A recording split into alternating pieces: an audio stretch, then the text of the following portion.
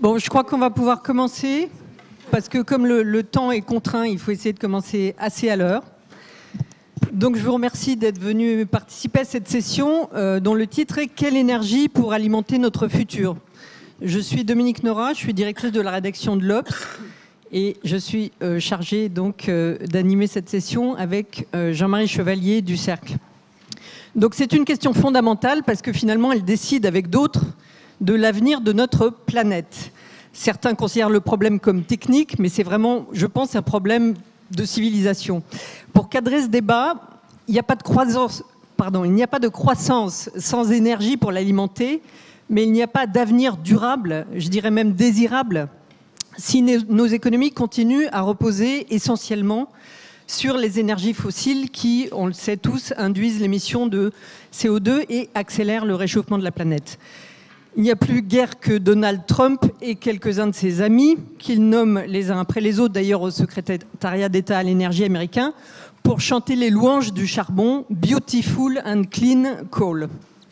Mais le paradoxe, c'est que malgré le consensus qui a permis la signature des accords de Paris en 2015, les différents acteurs économiques, les États, les entreprises, les citoyens ne vont probablement pas assez vite pour favoriser la transition énergétique. Collectivement, et ça concerne bien chacun d'entre nous, on ne fait pas suffisamment d'efforts pour promouvoir l'efficacité énergétique, faire des économies, aller vers un modèle plus frugal. Et on n'a pas assez entrepris non plus pour basculer vers les énergies renouvelables, solaires, éoliennes, géothermiques. Ce qui fait qu'actuellement, on est sur une trajectoire d'augmentation de la température bien supérieure aux 2 degrés maximum qui serait souhaitable par rapport à l'ère pré-industrielle et qui est fixée par le consensus de l'accord de Paris. Donc, pour parler de cette question importante aujourd'hui, je vais vous présenter notre panel d'experts. Donc, tout à fait, juste à ma droite, Mathieu Courtecuisse, qui est président fondateur de SIA Partners, l'un des principaux cabinets de consultants indépendants en France. À sa droite, Christine Cabot-Verel, qui dirige le grand port maritime de Marseille, est responsable aussi de Fos-sur-Mer, et elle est experte du transport maritime et surtout de la gestion d'une infrastructure portuaire d'importance. Tatsuo Masuda, qui est professeur à l'université de Nagoya et spécialiste des politiques de l'énergie, engagé dans un partenariat du Forum économique mondial pour accélérer l'innovation dans ce domaine. À sa droite, Shanti Gamper, qui est professeur à l'université de Pittsburgh et qui a notamment étudié de très près le dilemme des pétroles et gaz de schiste qui font une vraie révolution énergétique, notamment aux États-Unis. À sa droite, François Brotte, qui dirige en France le conseil exécutif du réseau de transport d'électricité, RTE, et qui est aussi un homme politique d'expérience, un élu et qui a été député. Et je vais tout de suite donner la parole à Jean-Marie Chevalier, qui est l'économiste du Cercle, le grand spécialiste de l'énergie, qui va vous donner son point de vue sur la question. Jean-Marie.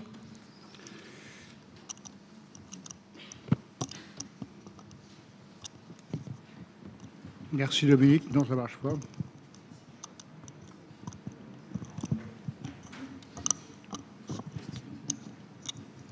J'arrive pas à faire marcher le micro. Allô, si vous m'entendez? Oui, d'accord. Oui, ok, trop près. Bon, vous êtes tous d'accord que c'est une des sessions les plus importantes des rencontres, mais aussi une des plus difficiles. Une des plus difficiles parce que ça va bien au-delà de l'énergie. C'est pas seulement l'énergie avec les flux qui alimentent tous les jours nos consommations, des flux d'électricité, des flux d'essence, des flux de chaleur, mais ces flux sont en réorganisation complète, avec des bouleversements, avec des complémentarités, avec des diversités et avec l'inclusion d'une intelligence artificielle nouvelle qui va complètement bouleverser la façon dont on gère ces flux. Mais derrière ces flux, il y a aussi la question majeure du couple énergie-environnement. On ne peut plus dissocier les problèmes d'énergie des problèmes d'environnement. J'y reviendrai. Alors, là-dessus, on a donc, sur le futur de l'énergie, on a des visions extraordinairement différentes. On ne sait pas ce qui va se passer. Et je fais partie d'une association qui s'appelle Connaissance de l'énergie. Ils ont demandé à une cinquantaine d'experts de dire en 2 pages ce que sera le système énergétique en 2050. Ça a été fait. Il y a d'ailleurs des experts qui sont là, Tatsuo Masuda, Patrice Geoffron, moi-même. Et ce qui est extraordinaire, c'est de voir la diversité des contributions. Il n'y a pas de convergence. il y a une divergence totale et une très grande diversité des évolutions auxquelles nous allons faire face.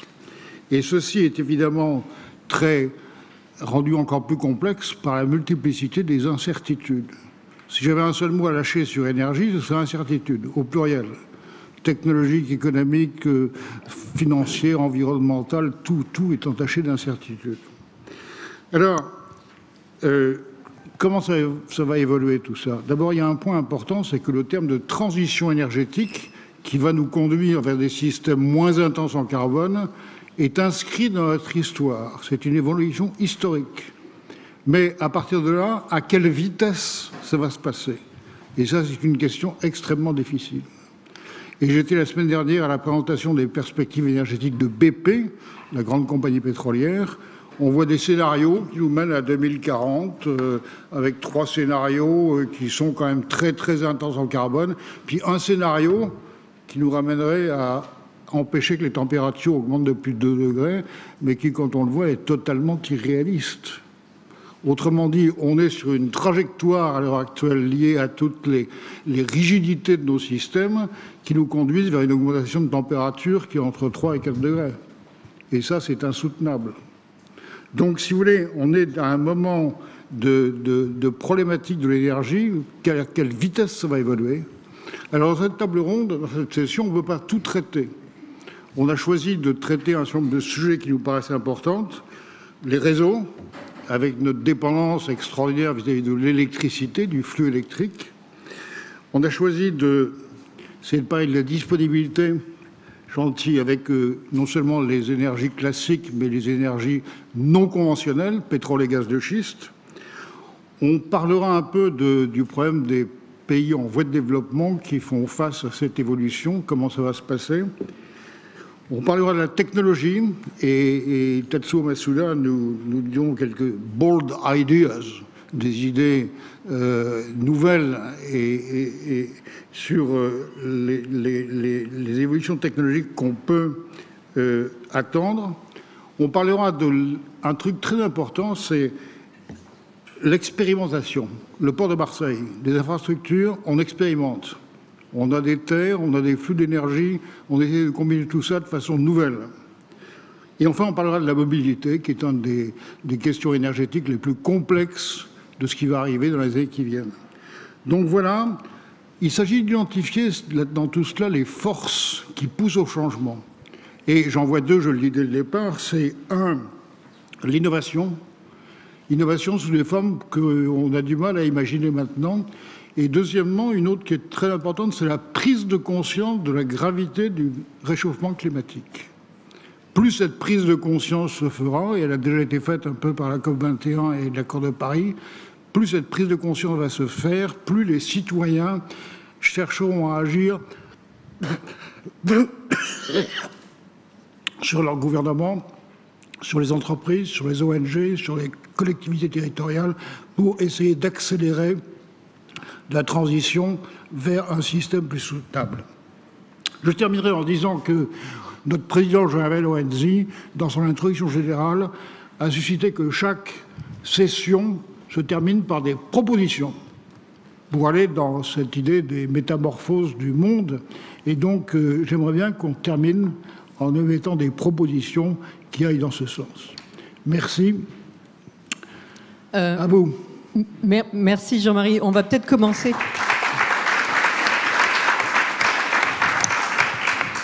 Donc chaque intervenant va donner son point de vue, je vais leur poser des questions et puis on essaiera de laisser quand même du temps pour l'interaction parce que je suis sûre que la salle a beaucoup de questions pour nos panélistes. On va commencer avec François Brotte, donc, qui est gestionnaire de RTE. Et en tant que gestionnaire d'un grand réseau d'électricité et plutôt habitué aux productions d'énergie centralisée, je voulais lui demander comment il voyait la coexistence entre ces grands réseaux et la production de plus en plus décentralisée d'énergie et des petits réseaux locaux qui émergent. Donc on pourra parler de ça et aussi de l'évolution de la demande d'électricité. François Brotte. Formidable, bonjour à tous. Oui, peut-être, si vous me permettez, quelques remarques préalables pour dire d'une part que l'énergie, c'est un peu comme la météo, les politiques ne peuvent pas tout.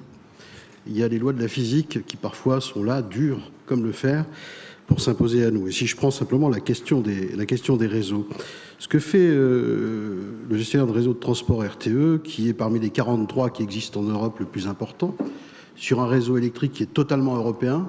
Si vos pendules ont pris du retard il y a quelque temps, c'est parce que le Kosovo a pris en otage dans sa guerre contre les Serbes le réseau électrique. Bon, je vous expliquerai ça si on avait le temps, mais et donc ça veut dire qu'on est bien dans un réseau totalement maillé. Il y a 420 interconnexions en Europe, il y en a 50 à partir de la France, il y en aura 500 bientôt. Les marchés sont couplés.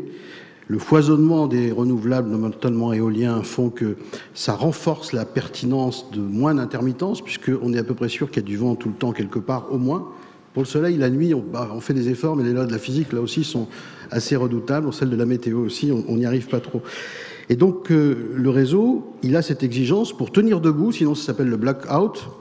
Il faut qu'il y ait autant d'électrons qui rentrent que d'électrons qui sortent chaque seconde. Chaque seconde. Ça veut dire que jour et nuit, 24 heures sur 24, nos équipes, celles des autres réseaux, veillent à ce qu'en permanence, cet équilibre soit maintenu. Et vous avez raison de le dire, plus il y a d'acteurs différents. Avant, c'était assez tranquille. Il y avait beaucoup de nucléaire, pas mal d'hydraulique et beaucoup de thermique. Et ils avaient tous le père et la même mère. Ça se gérait assez bien, quoi. C'était assez tranquille. Maintenant, il y a des milliers d'acteurs en plus. Et demain, il y aura des millions d'acteurs en plus, notamment avec les autoconsommateurs, autoproducteurs. Donc, pour les réseaux, c'est un challenge à relever qui oblige, bien sûr, à beaucoup d'innovation, qui oblige à beaucoup de solidarité d'interconnexion européenne, puisque en fait les codes réseau, le langage commun de l'électricité en Europe, il est bâti entre tous, et on veille à ce que justement on sache absorber ces nouveaux challenges. Les nouveaux challenges, ils sont au rang de 3, qui dépassent d'ailleurs pour certains la dimension européenne. On parle, y compris dans le secteur de l'électricité, dont la consommation est plutôt flat, voire en baisse, malgré des transferts d'usage, véhicules électriques et informatiques, parce qu'on gagne avec l'efficacité énergétique sur les bâtiments, sur les ampoules, sur les équipements ménagers. On est en train de gagner des parts de marché significatives d'économie d'énergie. Donc, vous voyez, c'est une espèce d'effet de vase communicant qui fait que, oui, il y a un accroissement d'un côté, mais il y a une baisse de l'autre. Et donc, ça nous permet justement d'avoir une courbe de consommation relativement étale. Ce qui est plutôt bien, parce que si en plus de tous les petits nouveaux qui rentrent, petits et grands nouveaux qui rentrent sur les réseaux, il fallait gérer une croissance exponentielle de la consommation électrique, je pense que là, le défi serait difficile. Donc, un des premiers défis, c'est la googlialisation. Qu'est-ce qui peut se passer demain? C'est que avec Internet et la mode, l'engouement, l'intérêt à faire soi-même sa production et à faire sa propre consommation, nous, on estime qu'en 2035, il y aura de l'ordre de 4 millions de foyers qui, en France, seront dans ce schéma-là. Ça représentera d'ailleurs que 2 à 4% de la consommation électrique. C'est juste pour situer les choses. Ça éliminera pas les réseaux pour autant, mais ça pose un nouveau problème parce que ça fait, comme on dit dans notre langage, 4 millions de responsables d'équilibre du réseau en plus. Million par million à l'échelle du monde, on peut avoir un opérateur qui gérera au niveau de la planète des millions, des centaines de millions d'autoconsommateurs, autoproducteurs, et qui sera peut-être demain celui qui rachètera les entreprises industrielles nationales de ce secteur. Ça s'est vu dans d'autres secteurs, c'est un premier sujet.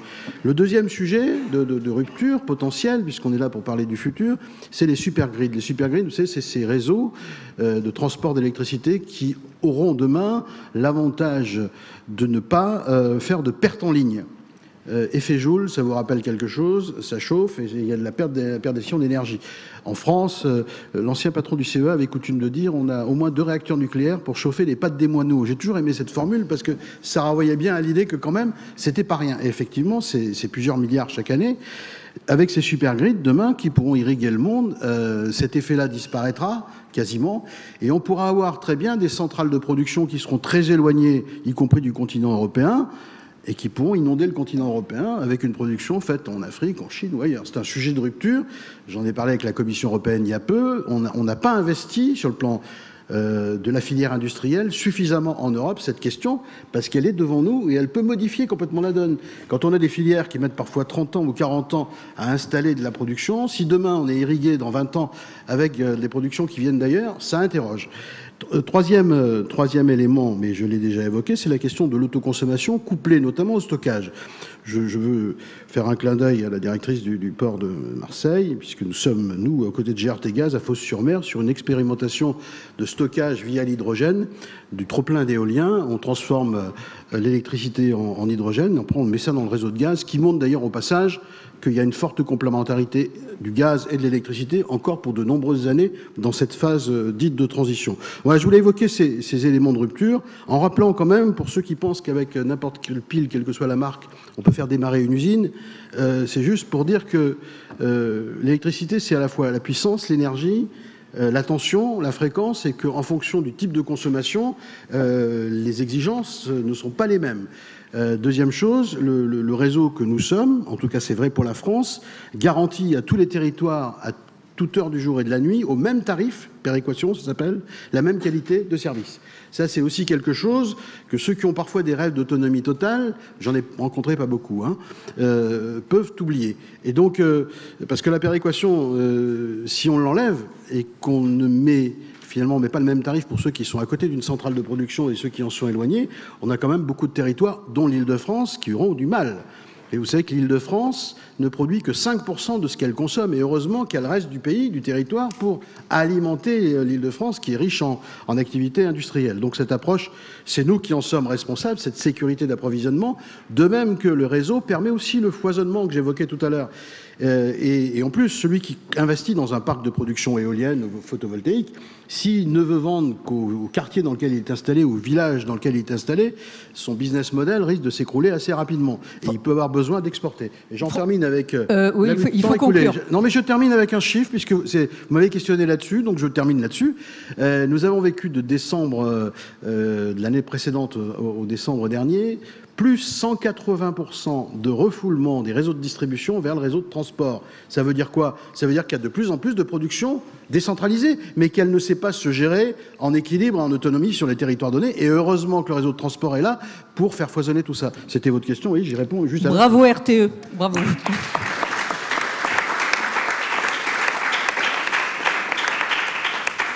Donc je vais me tourner vers Shanti Gamper Rabindran, qui va nous parler d'une véritable révolution, disruption, avec l'exploitation grâce au forage horizontal des gaz et pétrole de schiste aux États-Unis, et aussi, je crois, un peu de ce qui se passe dans les pays en développement. Shanti. Okay, so I'm going to start with a focus on emerging economies, and with the caveat that developed countries are the ones who have contributed to climate pollution. But nevertheless, emerging economies are really important. I'll come to the shale issue in the second part of my discussion. So emerging economies really matter because our projected energy growth is really going to be in the emerging economies. And if we build all the coal-powered plants that are planned or projected, we're going to exceed the 4-degree target, the 2-degree target. So how can emerging economies both broaden access to energy for their populace and at the same time reduce greenhouse gas emissions? Well, we do need the energy transition to renewable energy. And I bring you good news. Renewable energy has had some great successes. For example, prices have fallen for the adoption and also for integration of greater shares of renewables. That's great news.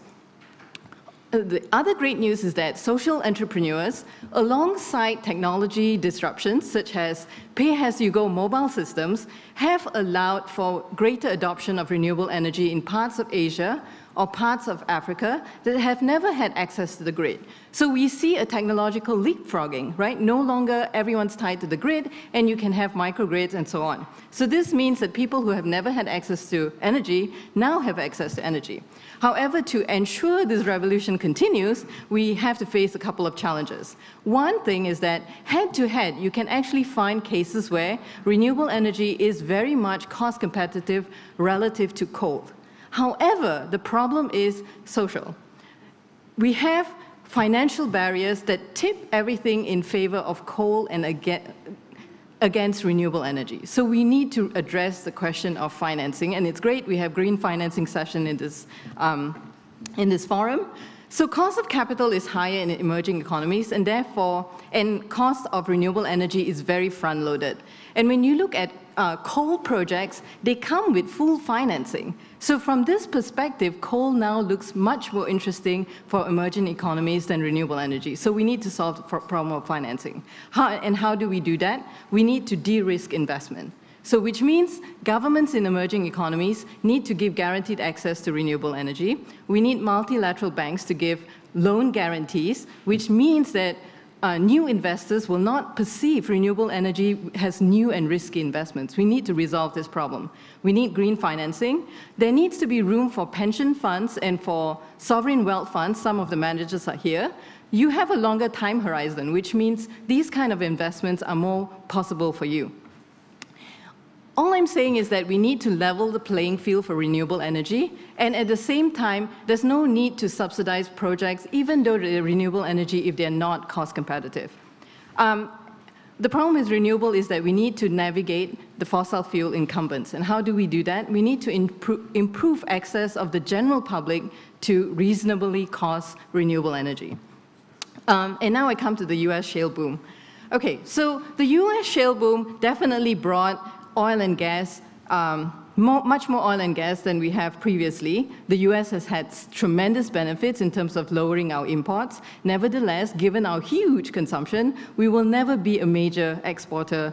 We might have some exports, but it's not going to be a major issue. And as I documented in my book, shale has its upsides and it has its downsides. The downsides come if we proceed with shale extraction without complementary policies, like carbon pricing. We need to internalize the cost of carbon, and we need to have better protections for the public and for the environment. So because US has been so successful in extracting its shale resources, emerging economies have become very interested in following this issue. And my advice to emerging economies is that we need to proceed with caution. Why? Because there's upsides and downsides to any investments. Upside is that the shale boom was not anticipated, so it's great, it happened. But there's also a lot of uncertainties. Many countries have found a downgrading of shale resources, for example, South Africa, for example, Poland, and even in the US, it was downgraded. And we do have renewable energy that's cost competitive relative to shale. Shale comes with a potential technological lock-in into fossils. So there are downsides. What do we need? We need more transparency when it comes to investments of public funds in emerging economies to shale or to whatever energy resources we have. This way, the citizens can decide which has a higher social return, whether it's shale, renewable energy, or it's some other form of energy. So I call for much greater transparency in the use of public finance. So in terms of bottom line, we need to achieve the transition to renewable energy. And in fact, we have tremendous amount of successes, but the challenges now remain to be the issue of how are we going to finance it, and how are we going to navigate the incumbent political incumbency of fossil fuel energy sources. Okay, thank you.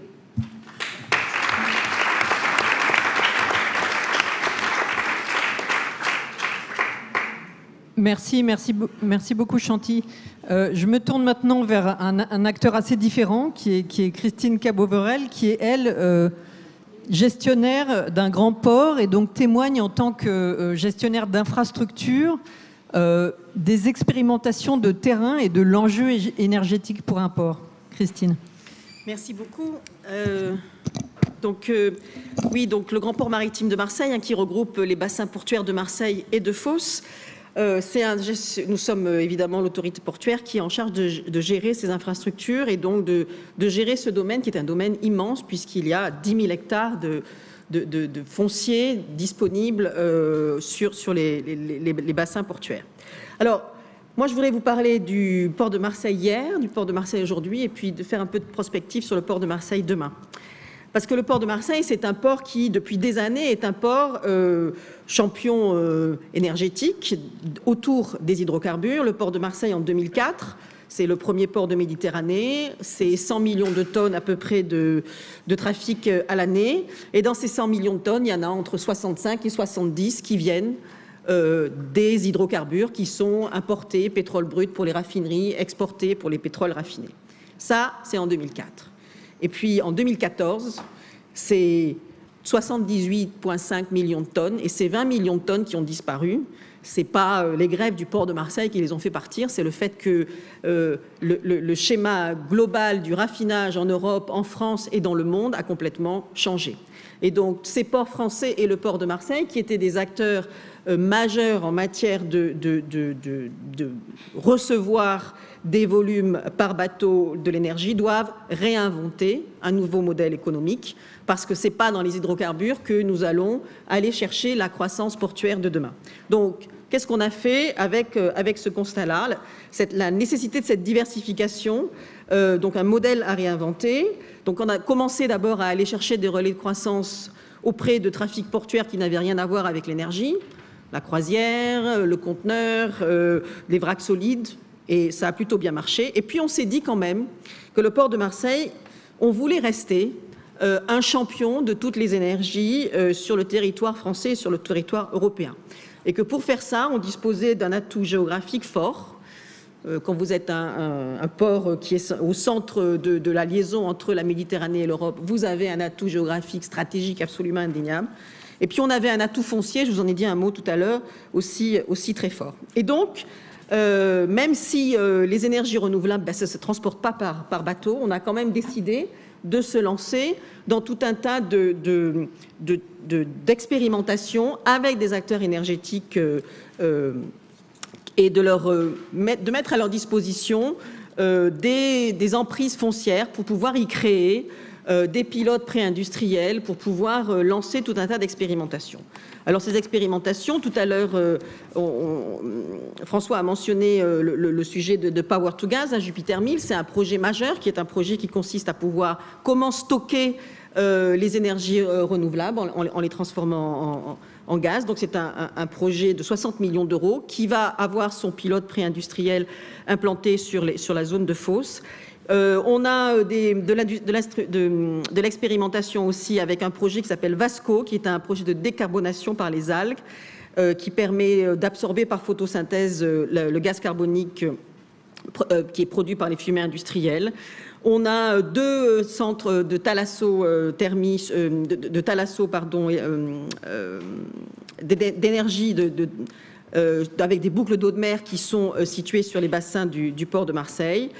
Et puis on développe évidemment de nouvelles filières, notamment en matière de carburant pour les navires de commerce, que sont la filière du gaz naturel liquéfié, qui demain va être de plus en plus utilisée par les navires de commerce à la place du fioul traditionnel, et sur lequel il va falloir que les ports se positionnent pour en assurer l'approvisionnement, pour pouvoir permettre à ces navires de commerce de pouvoir s'approvisionner en GNL. Et puis la filière de l'hydrogène, qui est une filière aussi industrielle nouvelle et sur laquelle le port de Marseille, à Fos, a l'intention de pouvoir dédier des espaces. C'est un enjeu de société, c'est aussi un enjeu économique. Et ce qui est très important là-dedans, c'est surtout de ne pas les opposer et de pouvoir dégager une vision économique nouvelle dans un modèle énergétique qui doit forcément se modifier. Et qui, encore une fois, je le répète, pour les ports français, du monde en général, mais pour les ports français, où cette part de trafic pétrochimique mêlé hydrocarburé était tellement importante et avait créé et était à la base de nos atouts d'hier. Donc cette nouvelle énergie, pour nous, ce sont les atouts de demain. Et donc, ces expérimentations qui sont aujourd'hui en cours sur le port de Marseille, nous espérons bien que d'ici 50, 10 ans, elles donneront lieu à des vraies filières industrielles qui pourront venir s'implanter là où il y a du foncier et là où il y a un écosystème industriel qui existe déjà. Et ça, aujourd'hui, c'est dans les ports. Parce qu'au port de Marseille, mais dans d'autres ports français, vous disposez d'un écosystème avec des industriels qui sont déjà présents, qui ont cette culture de l'énergie, qui ont cette culture du risque. Et pour terminer, le port de Marseille de demain, ce que nous voudrions faire demain, c'est pouvoir participer, nous, plus activement, en tant qu'investisseurs, en tant qu'opérateurs, et finalement pouvoir autoconsommer l'énergie qui serait produite aux moyens d'énergie renouvelable sur le port de Marseille avec du photovoltaïque, de l'éolien terrestre et puis de l'éolien flottant, puisqu'on parle beaucoup d'un projet d'éolien flottant. Vous avez pu entendre parler du projet de Provence Grand Large avec EDF. Et donc, dans les 10 ans à venir, ce sujet de comment est-ce que nous allons gérer notre besoin d'énergie et comment nous allons pouvoir devenir investisseurs, opérateurs et finalement autoconsommateurs de cette énergie est une vision stratégique que nous souhaitons développer. Merci beaucoup. Merci, Christine.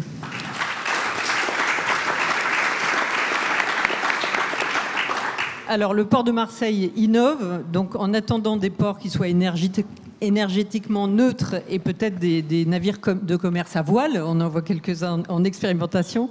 Il y a quelqu'un à cette table qui a des idées très, très innovantes. On dit bold ideas, peut-être c'est utopique, mais c'est de la disruption technologique appliquée à l'énergie et c'est Tatsuo Matsuda qui va nous expliquer comment il imagine révolutionner complètement l'équation énergétique planétaire. Thank you very much. I'm a very happy Japanese and I promise you to make you very happy after the session. Many people say there is no silver bullet for sustainable energy future.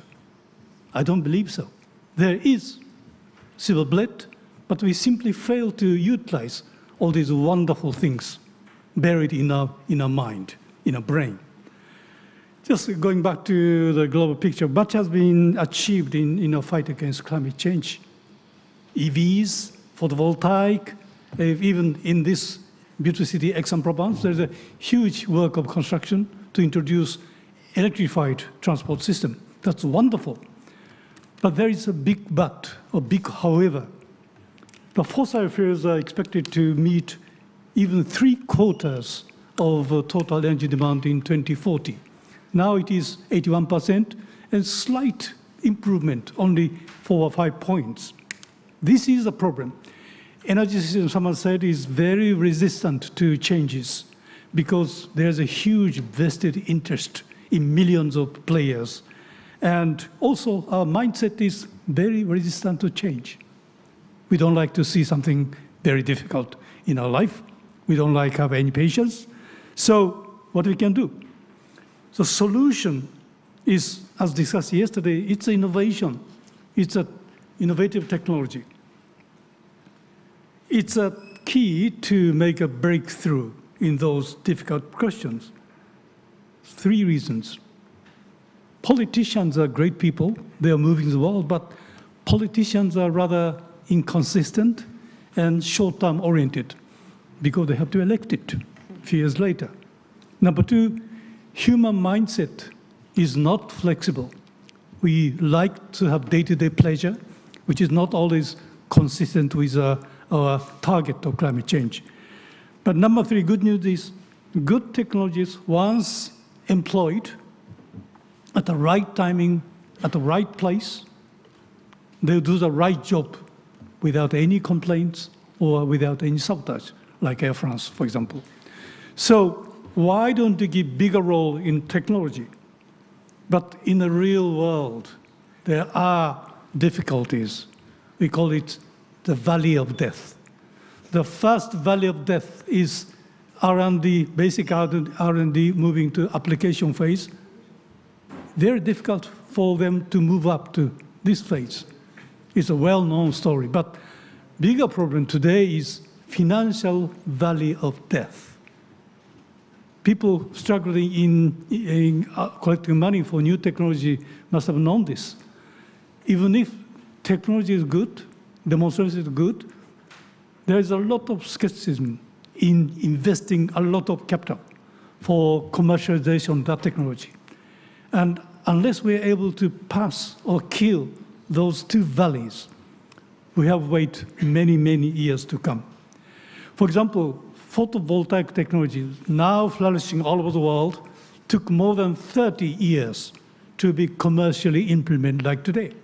It started with space technology that they laid down for 3 decades until they flourished as of today. But can we wait another three decades for nascent technology to be matured today?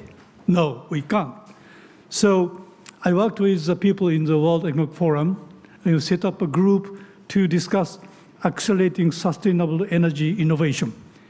And we try to put ourselves in the shoes of Don Quixote, to think something bold, something crazy, something wild.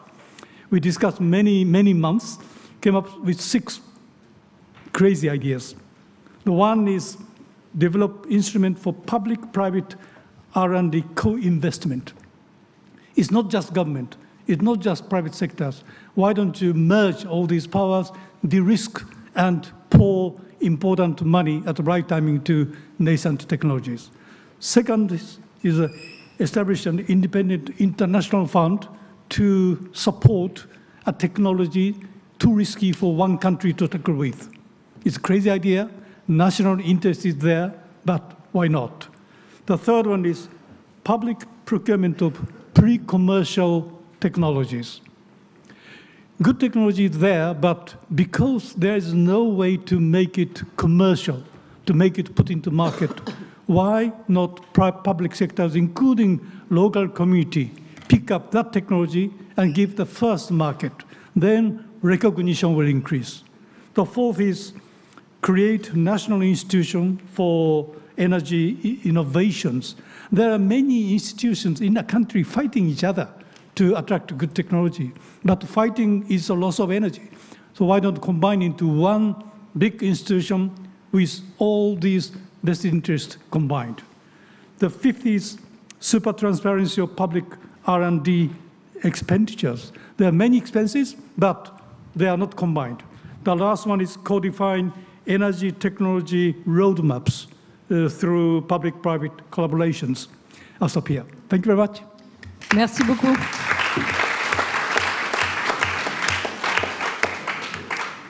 Donc maintenant que Tatsuo Masuda a supprimé toutes les vallées de la mort pour l'argent qui finance les énergies, on va s'intéresser plus au consumer side, à l'aspect de la consommation énergétique, avec Mathieu Courtecuisse. Oui, alors Matsuda-san a beaucoup parlé des ruptures technologiques du côté de la production d'énergie, mais c'est aussi important de les adresser du côté de la consommation et des cas d'usage, puisque c'est quelle énergie pour alimenter notre futur, mais de quel futur on parle. Alors, si on revient quelques années en arrière, en fait, on pourrait se référer à ce que le père fondateur de Singapour, Lee Kuan Yew, a indiqué, c'est-à-dire que la climatisation était la plus grande invention du XXe siècle, et c'est ça qui avait permis à un certain nombre de pays émergents de sortir de l'état de sous-développement. Donc on voit bien que les cas d'usage, y compris dans les sphères résidentielles, sont majeurs. Donc ici, de France, alors peut-être à Aix-en-Provence, on sent que la climatisation est un point important, mais en tout cas, c'est un point fondamental. Alors on parle beaucoup d'électrification dans les usages. Et évidemment, c'est pour supporter l'évolution des modes de production industrielle, c'est pour supporter les usages résidentiels, et puis enfin, évidemment, les mobilités. Et sur chacun de ces créneaux, à chaque fois, il faut se poser les questions qui sont quel est le bilan énergétique associé, quels sont les impacts climatiques, et aussi quel est le niveau d'alignement entre les économies émergentes et les économies matures par rapport à l'utilisation de ces technologies. Alors, sur la production industrielle, on peut être assez confiant parce que ce qu'on voit, c'est que dans notre avenir, avec l'industrie 4.0, la robotisation, l'intelligence artificielle, il y a un potentiel de sobriété énergétique qui est là et qu'on voit bien apparaître. Sur les usages résidentiels, c'est un peu plus compliqué. Alors, à date, comme le disait François juste tout à l'heure, on voit que l'efficacité énergétique compense la montée en puissance des nouveaux usages numériques. Donc là-dessus, pour l'instant, tout va bien. Mais il y a des nouveaux usages qui peuvent surgir à la maison. Alors je voulais prendre un exemple peut-être un peu léger pour détendre l'atmosphère, c'est le cannabis. Alors, en effet, il y a une vague de libéralisation majeure du cannabis dans le monde entier. Certains d'entre vous le savent peut-être. Et donc, en effet, il y a de plus en plus de pays, aux États-Unis, au Canada, des pays européens, où en effet le cannabis devient libéralisé en termes de consommation, mais se pose derrière la question de la production de cannabis. Et c'est développé notamment aux Pays-Bas, beaucoup de fermes illégales de cannabis dans les maisons. Et ces fermes de cannabis, elles consomment l'équivalent de 30 véhicules électriques. D'accord ? Donc c'est majeur, et en plus ça pose des problèmes de sécurité, puisqu'il y a beaucoup d'humidité, il y a des compteurs qui sont interconnectés, etc. Et donc il y a des incendies qui se déclarent tous les jours, ou presque, aux Pays-Bas. Donc c'est devenu un problème politique majeur, mais ce que je voulais juste dire là, d'un point de vue de la consommation électrique, c'est que évidemment, il peut y avoir des comportements qui évoluent, et ceux-là, ils sont plus difficiles à identifier. Enfin, le dernier gros sujet, donc c'est évidemment les mobilités. Alors, tout le monde sait que c'est en gros 30% des gaz à effet de serre qui sont émis par les mobilités. Donc, il y a beaucoup d'espoirs qui sont mis aujourd'hui, beaucoup d'investissements aussi qui sont mis dans des nouvelles formes de mobilité. Donc, évidemment, le véhicule électrique. Alors, pour le rappeler, un véhicule électrique, ça consomme l'équivalent d'un ballon d'eau chaude d'une maison. Donc, c'est 2,53 MWh par an. Et si demain on faisait basculer 50% du parc thermique en véhicule électrique, ça serait 8 millions de barils jour en moins consommés. Donc c'est à la fois peu et beaucoup, hein. Il y a une centaine de millions de barils jour, mais ça aurait un impact sur les prix et un impact sur les émissions en gaz à effet de serre qui serait majeur, à condition évidemment que l'ensemble de la chaîne soit sécurisé et que le mix énergétique soit aligné en termes d'émissions de gaz à effet de serre. Alors en France, il n'y aurait pas de sujet en plus d'investissement au réseau parce que, alors aujourd'hui il y a 140 000 véhicules qui circulent, il y en aurait 600 000 a priori d'ici 4-5 ans. Et en fait, les réseaux de distribution et les réseaux de transport sont relativement bien calibrés. Alors il y a des pays où là ça poserait problème, il faudrait des investissements complémentaires. Mais on voit bien qu'il y a des zones géographiques où ces déploiements massifs peuvent aider beaucoup. Il y a évidemment aussi le déploiement des véhicules autonomes, en commençant par les tracteurs, les camions, les robotaxis. Donc l'ensemble de cet écosystème-là va aussi produire de l'efficacité énergétique à condition, évidemment, que les data centers qui tournent derrière soient maîtrisés. Mais si on se réfère à l'intelligence artificielle de demain, qui sera probablement plus portative, il n'y aura pas forcément d'impact majeur. Voilà, donc on parle aussi beaucoup du GNV et évidemment aussi des véhicules hydrogène sur lesquels tout le monde place beaucoup d'espoir. Alors en France, on a sorti un plan récemment, 100 millions d'euros. Bon, c'est pour 5000 véhicules utilitaires, donc c'est pas quand même beaucoup.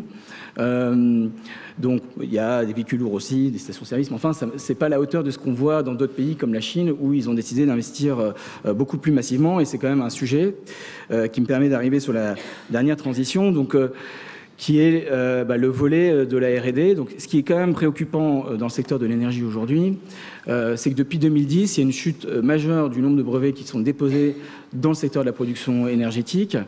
Déjà, c'est un secteur qui sous-investit en fait en matière de R&D par rapport à son chiffre d'affaires, à la valeur qu'il génère, et c'est vraiment un problème. D'autant plus que les utilities, par exemple, investissent entre 0,5 et 0,8% de leur chiffre d'affaires.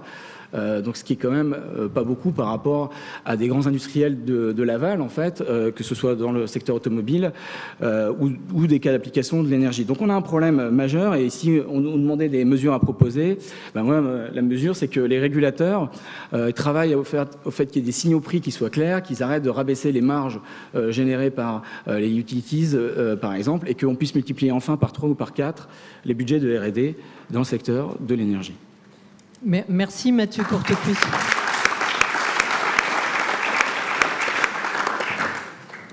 Donc, on va ouvrir en fait les questions à la salle parce que je pense que vous aurez des questions à poser à nos intervenants. Donc, vous levez la main et je pense qu'on va porter un micro.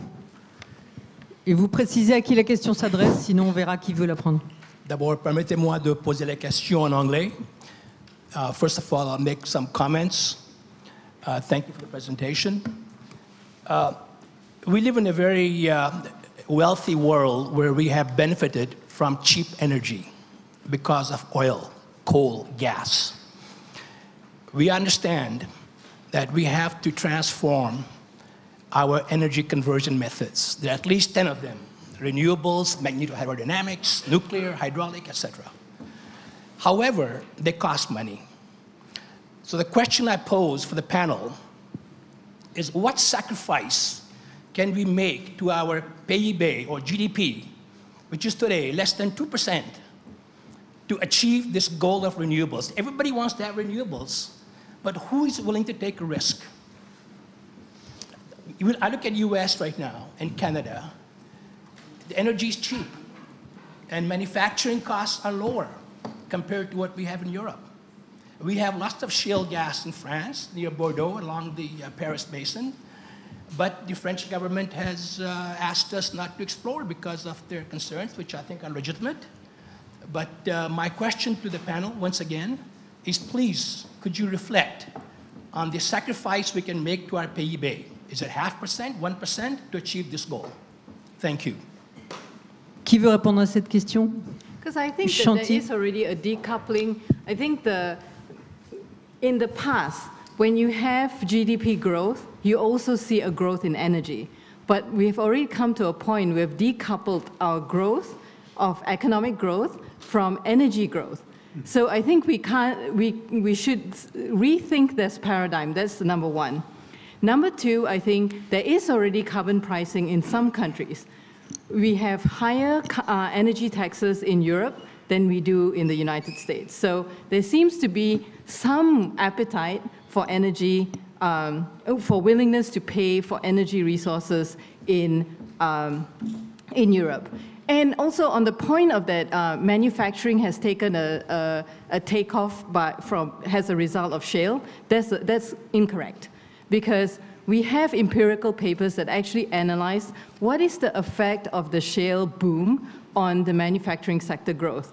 It's less than 0.06%, right? So that's quite small, relatively. And so I think that if you think about renewables, it's really many ways a win-win, right? Why do countries invest in renewable? Why did China invest in renewables?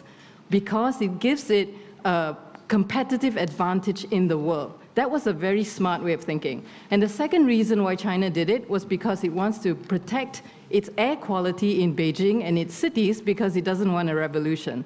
So I think there's many positive things that one can look at and be very optimistic. Although I can't give you a specific number on how much the willingness to pay is, we can actually ask the audience, how much of us are willing to pay more?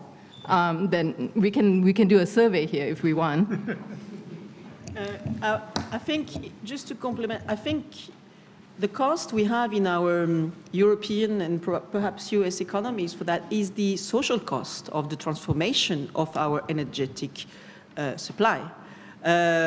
When you move from coal and oil and all these type of things with an economy which was based on the production, the refining, and with coal and oil, you have also to take into account the social impact of that, and how are you going to train your people who used to be people trained with producing energy and supply with in refineries, in coal plants, and that suddenly you have to make these people work with renewables. So there is the cost of the energy, but there is more than that in our societies, the social cost on what is the time gap you need to create enough training and enough professional reconversion so that this cost is sustainable to the society. Merci. Je crois que François Brottes voulait s'exprimer aussi sur cette question. Oui, en termes de PIB, sur votre question, on n'est pas dans une dynamique du sacrifice ou de la punition. Hein. D'abord, pour l'électricité, la production d'électricité coûte sur vos factures en France, pour ceux qui en payent, 37%. Le reste, c'est effectivement le soutien à la montée en puissance des renouvelables, la distribution, le transport. Donc, c'est pas très élevé. C'est pas très élevé. Et on fait un pari qui est celui de faire en sorte que le consommateur devienne de plus en plus acteur et intelligent. L'efficacité énergétique qui fait qu'on baisse nos factures d'énergie fait des progrès significatifs. On a une marge de progrès considérable. Ça vaut dans le bâtiment, ça vaut dans le tertiaire, ça vaut dans beaucoup de domaines. L'optimisation, et on a en Europe des entreprises qui sont championnes des smart grids et de tout ce qui est l'intelligence qui permet de ne consommer juste ce dont on a besoin. Avec, je reviens sur la voiture électrique. La voiture électrique, nous, on a tablé dans nos prévisions sur quelque chose comme 15 millions de véhicules électriques en France en 2035, qui n'avaient pas de difficulté à gérer. Mais tout dépend comment on va l'utiliser et comment on canalise les comportements. L'électricité est très abondante la nuit. Si on fait de la recharge tranquille la nuit, ça fait du stockage d'électricité comme le chauffe-eau. ça pose aucun problème. C'est un atout supplémentaire. On fait du propre, on n'a pas besoin de plus d'énergie puisqu'elle est là, l'énergie. Hein.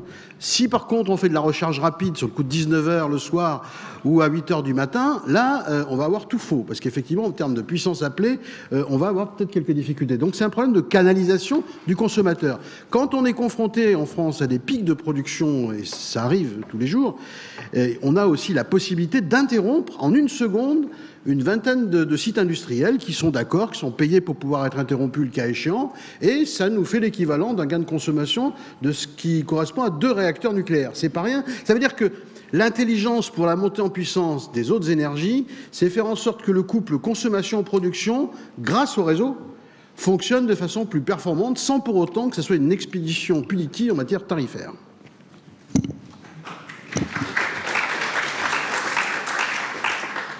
Alors, monsieur, une question? Monsieur, là-bas, un micro, ensuite vous. Voilà. Yeah, thank you. So, Edouard Bissan, I'm a PhD student in nuclear engineering, which I think sort of gives away my question. Nuclear resource is the only one that has proven efficient to reduce the emission of greenhouse gases so far. So, I would like to know why none of you have mentioned nuclear energy in your talks so far. Thank you. C'est l'éléphant au milieu de la pièce, l'énergie nucléaire. Elle est propre, mais elle a d'autres inconvénients. Peut-être que nos panélistes peuvent adresser... Est-ce qu'ils croient au futur du nucléaire? Well, I think given that we're in France, we are relying heavily on nuclear in France, but you've decided as a society with your energy transition law to even reduce your use of nuclear, right, as a collective. I think the problem with nuclear that we haven't resolved and we need to resolve if we are going to push forward with it is the fact that we don't have long-term ability to store it, right? At the moment, the only possibility that we have is Finland, and Finland is N=1, right? So we need to resolve that issue. Je crois que Tatsuo veut s'exprimer. Probably the experience in Japan could be a good showcase of how nuclear should be treated in future. We were one of the largest nuclear fleet owner until 2011 March, and the Fukushima nuclear disaster completely stopped 54 nuclear power reactors. Now it's just a few of them are back to life, but already 9 or more than 10 are decided to just close down. And the public perception is still extremely negative to that. That's why the Japanese government introduced a comprehensive hydrogen strategy in 2013 to replace certain portion of nuclear and other dirty energy sources to hydrogen. This is a very venturous, bold idea, but it forced Japan to go that way. So I do not believe nuclear has a bright future unless we can solve public perception, unless we can solve disposal of waste of nuclear, until we can solve the general worries of the people, particularly mothers and child about nuclear. Je crois que François Braud voulait dire un tout petit mot sur le nucléaire. Et puis ensuite, il faudra qu'on conclue. Je suis désolée, les gens qui ont des questions pourront les poser directement hors session aux panélistes. François Braud et ensuite Jean-Marie Chevalier conclura. Pas sur la référence du Japon, mais sur celle de la France, puisque c'est la question qui était posée. D'abord, il n'y a pas qu'en Finlande qu'on se préoccupe des déchets. Je veux dire que la France, aujourd'hui, a une approche... Areva gère des déchets en subsurface, et on a une approche qui s'appelle CIGEO, de mise en grande profondeur, 500 mètres de profond. Les déchets qui, effectivement, sont conséquents. D'ailleurs, je le dis toujours aux antinucléaires, les déchets sont là. Il faut quand même traiter la question. Et donc, on a, sur le plan technologique, nous sommes en train d'éprouver un laboratoire qui, demain, passera certainement en phase industrielle, qui devrait traiter de la question. Je ne dis pas que c'est la règle définitivement, puisque la question du nucléaire, ce n'est pas la peine de tourner autour du pot, c'est bien la question des déchets. Après, la question du risque, elle peut se discuter. Il y a d'autres énergies qui ont du risque. La France a décidé, et la loi n'est pas remise en question, de diminuer au moins à 50% notre dépendance par rapport au nucléaire. Disons-le comme ça, Quand on est trop dépendant du gaz de schiste, quand on est trop dépendant même de l'hydraulique, quand il y a moins d'eau, c'est embêtant. Au Québec, parfois, il y a des problèmes, pas encore, mais il faut savoir ne pas mettre tous les œufs dans le même panier. Donc la France a réfléchi à la montée en puissance d'énergie alternative en matière de production au nucléaire, mais dans une logique qui consiste à gérer dans la diversité et bien sûr dans la sécurité, tout ça avec une préoccupation de responsabilité sur les déchets qui réelle. Bon, moi, je transporte, je ne produis pas, je ne vends pas. Je ne veux pas parler à la place de ceux qui sont dans cette situation, mais je crois que si on objective les choses, ça n'est pas une question taboue en France. Il ne faut pas que ça le soit. Le débat qui est actuellement en cours dans le pays sur le programme prévisionnel de l'énergie a traité de cette question avec effectivement sur le plan sociétal, au vu de ce qui a pu se passer notamment au Japon ou en Russie, des réactions qui sont avec moins d'impétence aujourd'hui qu'on a pu le connaître par le passé. C'est vrai, il ne faut pas se... Mais donc, il y a un gros effort de transparence. Nous avons en France une autorité de sûreté nucléaire qui fait un travail considérable en responsabilité pour que la parole soit connue, libre et transparente. Et là, les journalistes qui sont là parleront à ma place si ils doivent en témoigner. Jean-Marie, peut-être le mot de la fin? Oui, très rapidement. D'abord, je suis content qu'on ait procédé par touches successives et qu'on n'ait pas traité tous les problèmes d'énergie. Ce que je retiens, c'est que, premièrement, personne n'a parlé de contraintes d'approvisionnement. L'approvisionnement, on a des sources d'énergie qui sont très abondantes et on n'est plus au temps du peak oil. Deuxièmement, je constate qu'il y a d'énormes défis sur tout ce qui est gestion, organisation, maintenance, formation aussi, des chaînes en place. Et ça, c'est extraordinaire parce que, comme vous l'avez dit, François, il y a une marge d'amélioration qui est extraordinaire. Et ça, c'est vraiment un formidable défi. Enfin, je dirais que dans ces incertitudes dont on parlait, le maître mot, c'est diversité ou diversification, pour ne pas dépendre, effectivement, de ne pas mettre tous ses œufs dans le même panier. Et je dirais, dans les propositions à présenter peut-être demain aux conclusions de la journée, il y a deux choses qui me paraissent importantes pour l'énergie. Un, innovation. Alors, innovation, c'est compliqué, parce qu'innovation, c'est le cadre dans lequel on fait l'innovation. Puis ensuite, il y a un problème de critériologie qui doit être défini à un niveau européen pour voir quels sont les points et les techniques sur lesquels il faut mettre le paquet, y compris d'ailleurs, pas seulement les techniques, mais les problèmes d'organisation et d'engineering des scènes.